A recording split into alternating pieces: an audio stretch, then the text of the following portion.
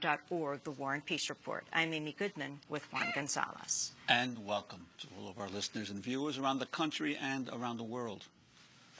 The anti-poverty group ACORN is launching an independent review after the group's workers were caught on camera appearing to encourage tax evasion and prostitution. Citing what it called the, quote, indefensible action of a handful of our employees, the group has said it is refusing new admissions into its service programs. ACORN helps poor people fight foreclosures, fix tax problems, and register to vote. The announcement came as Republican congressional leaders call for a complete cutoff of federal funding to ACORN. On Monday, the Senate voted 83-7 to bar the group from receiving any federal funds from the Departments of Transportation and Housing and Urban Development. House Minority Leader John Boehner and other top Republicans are now calling on President Obama to use his executive authority to extend the ban to all federal agencies. In a letter, they wrote, quote, "It is evident that ACORN is incapable of using federal funds in a manner that is consistent with the law." Last Friday, the Census Bureau dropped ACORN as one of 80,000 national unpaid partners helping promote the 2010 census, saying the group's involvement might create a negative connotation and discourage participation in the population count. While ACORN has long been a target of Republican lawmakers and Fox News, a firestorm of criticism was ignited last week following the release of a video in which employees of ACORN in Baltimore, New York, and Washington were secretly recorded giving tax advice to two conservative activists dressed up as a pimp and a prostitute.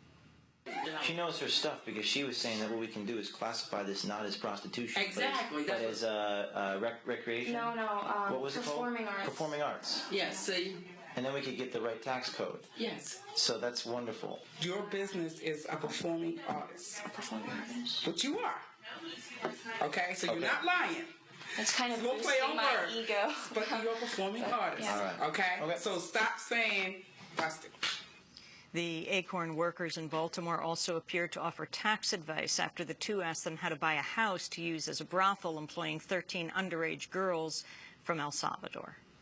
Let them go to school. Bus or van, depending on how many people we have. Make sure they go to school. Okay. But they can still work. Okay. They can still work, but they need to go to school. Can I put 13? That's gonna flag the flag. Who's it gonna flag? Who are we gonna get in trouble with? Federal government. Really? If I put 13 people on here, I said, hold up. She's only 19. How is it 13 people living off this 19-year-old girl? Okay. So who we gotta be afraid of, like in the the federal government? You're not gonna use all of them. You're gonna use 3 of them. Okay. Under 16. Yeah. So you'll be able to get child tax credit. Okay. And additional child tax credit. The video was a major strike for conservatives who for years have accused ACORN of voter registration fraud during presidential elections. The videos were posted by an affiliate of the website Breitbart.com and aired repeatedly by Fox News. Days later, Republican Senator Mike Johanns of Nebraska introduced an amendment to block ACORN from receiving federal housing grants. The recent news surrounding ACORN is alarming at a minimum. In fact, it's outrageous. Last week, Miami-Dade prosecutors issued arrest warrants for 11 ACORN employees. The employees are charged with falsifying voter registration cards. A total of 1,400 voter registration cards were turned in, and 888 of those cards were found to be a fake. This means almost 3/4 of the voter cards were fraudulent cards. Then damaging news surfaced regarding hidden videotapes at Baltimore and Washington, D.C. ACORN offices. You won't believe this. They feature ACORN employees offering advice on illegal activities, including tax evasion, prostitution, and fraud. Today we find out that a different ACORN office, this time in Brooklyn, also offered advice on the same topics. I would suggest, obviously, this is a pattern of very rotten behavior. Notwithstanding the fact that this is long overdue, I applaud them for that action. Now, I would go so far as to say that I respect that some of my colleagues believe that the work done by ACORN in some communities might be valuable. But I would respectfully suggest that the problems riddling this organization in office after office cannot, should not be trivialized. This is an opportunity for the United States Senate to stand up and say enough is enough, just like the Census Bureau did.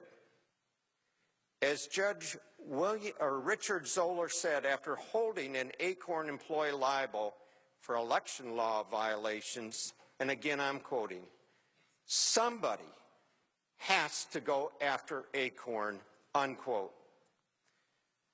Well, Mr. President, I suggest today on the floor of the United States Senate that somebody is each and every United States senator. That somebody is each senator who now has the ability to come to the floor and say to the taxpayers back home, we will not tolerate this any longer. Until a full investigation is launched into ACORN, no taxpayer money should be used to fund its activities. That amendment passed 83-7. Well, for more, we're joined right now by the national CEO of ACORN, Bertha Lewis. She joins us from Washington, D.C. Welcome to Democracy Now!, Bertha Lewis. Tell us what has happened to your organization, your response to this videotape. Well, thank you for having me, Amy. Our response was swift and immediate. I terminated all employees that were on those tapes. It was unfortunate that they got duped into this trumped-up scenario, but none of them met our professional standards. Also, let me add, not one application, not one tax return, not one shred of paper was ever filed on behalf of these folks. We have a 10-step process. They didn't even get past step 1. And finally, let me say, in a way, this said to us, we have 700 employees across the country. 5 of them actually got duped by this, but dozens of offices that were visited, these people were thrown out, and in several offices, the police were called. So we don't see unedited tapes.